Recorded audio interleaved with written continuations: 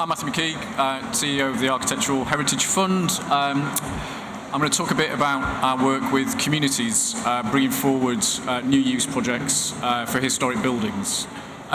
This is Clevedon Pier in Somerset, which the community took over from the council and have redeveloped as a community-owned asset, and is now running successfully as a community-run business. And that is something that the projects that I will show an increasing number of communities coming forward to take on and regenerate historic buildings.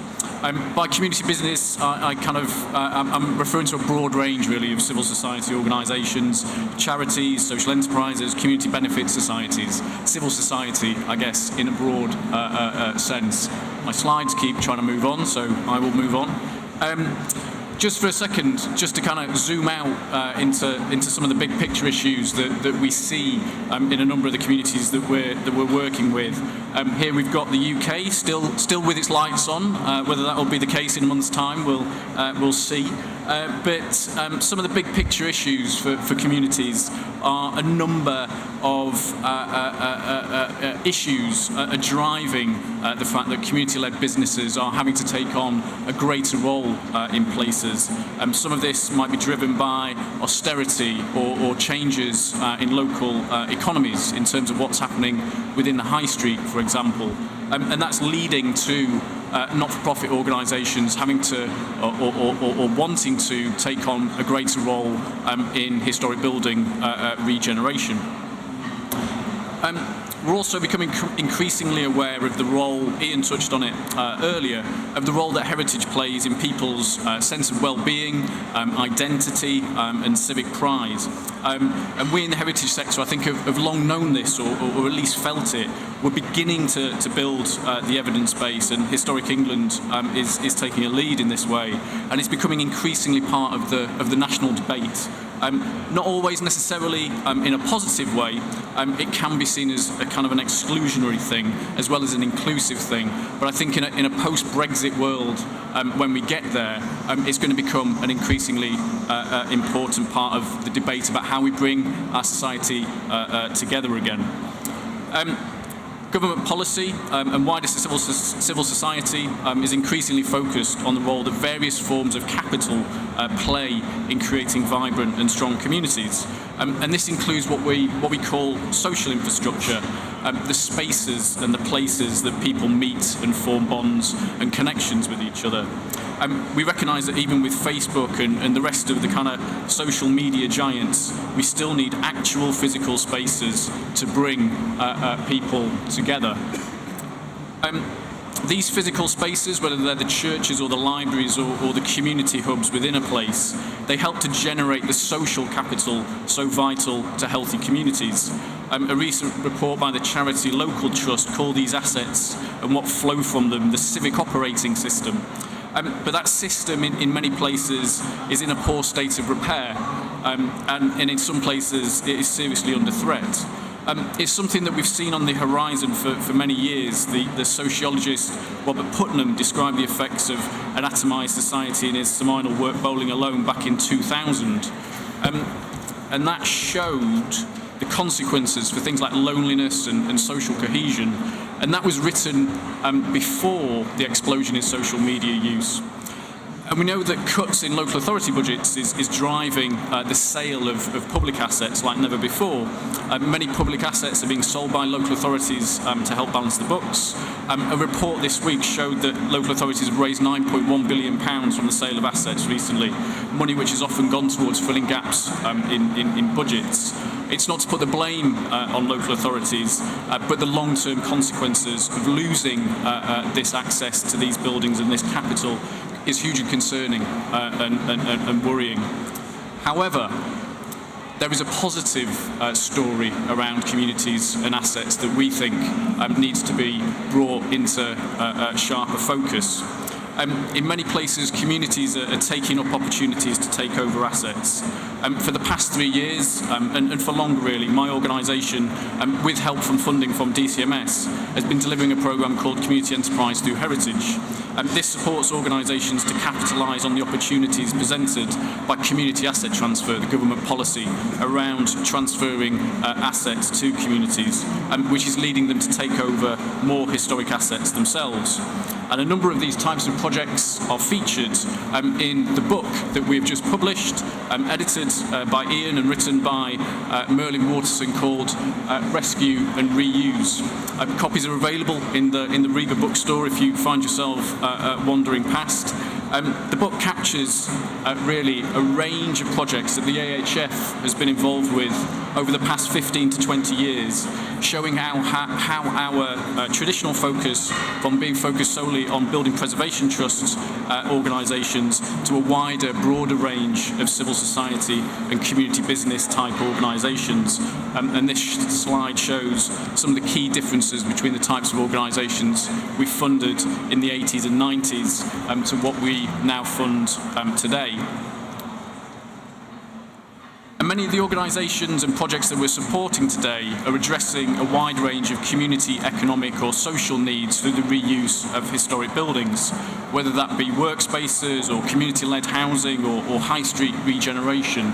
These are the issues that many of the organisations that we fund are working on today. The book picks out a number of case studies that highlight how community businesses are leading heritage-led regeneration efforts in many places across the UK. One fantastic example is Granby Forestries, which is a community land trust that has taken over a number of terraced houses in Granby, Liverpool, and developed them as affordable housing. The project, the architects assemble, won the Turner Prize a few years ago.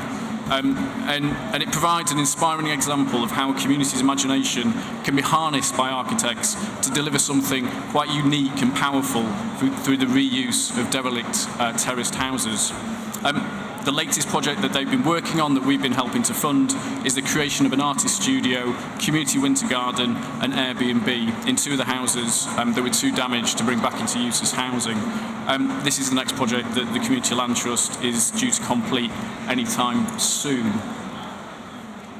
At the other end of the scale, from a simple set of terraced houses, is Wentworth Woodhouse, the largest country house in Europe, now owned and run by a local community trust made up of volunteers from Rotherham in South Yorkshire. This is a huge project in many ways, and it is not without its challenges, but it offers the hope of finally opening in a sustainable way this Grade 1 listed building for the benefit of the local community and wider. The next few projects I'll show aren't case studies from the book, but are very good examples of community businesses delivering heritage-led regeneration. This is Station South, which is quite a modest, redundant train station in Levenshulme near Manchester, which is being redeveloped by Station South Community Interest Company. They are developing the building as a community cycling cafe and workspaces, and the project has really helped to engage a younger audience in the reuse of this particular heritage asset. High quality design, high quality marketing is something that they've really helped to drive through the project and has been central to their crowdfunding campaign, which has raised significant sums of money from the local community. As well as loans and grants, we're looking to develop innovative ways of financing projects. Crowdfunding is one, community shares is another, and this is something that we're seeing more community businesses develop into their sort of fundraising plans. Leith Theatre is a community asset transfer project in Leith, Scotland, that is capitalising on the cultural regeneration of the town. A huge building with a huge repair bill to match. The local trust is taking a step-by-step approach to its regeneration, using the various spaces for a range of cultural, creative and meanwhile uses. Less public money is kind of available for these bigger projects, I think, now, so they're taking a very stage-by-stage process of regeneration, which is also helping the community organisation to build up its business gradually. This is Great Yarmouth Preservation Trust. This is a kind of long-standing building preservation trust that we've supported over many years. They started in a way that was just about conservation, heritage-led regeneration. They own 20 residential properties and a range of office, retail and cultural spaces in Yarmouth. It's now turning its attentions beyond heritage and beyond purely heritage and conservation projects to new design. They're including ideas for the development of the local market, and they've now got ideas for new build residential in the town as well. This is particularly interesting in places where private sector activity or the quality of private sector activity is low, and I think Great Yarmouth Preservation Trust offer an example that could be scaled into other economically deprived places across the UK. And finally, a project from Northern Ireland that we've been supporting recently. This is Open House Festival. This has been a community asset transfer from the Department of Justice in Northern Ireland, and they've taken on the old Bangor Courthouse to reuse as a cultural asset for the town. And this is now a base for the Open House Festival in Bangor. These projects and the other projects that the book outlines show the potential within communities working alongside architects and organisations like my own to find positive futures for heritage assets. This is something that needs nearly always support and expertise, something that is not always available. But we hope that in a post-Brexit world, we can see more of these assets emerge as vital parts of a community's civic operating system.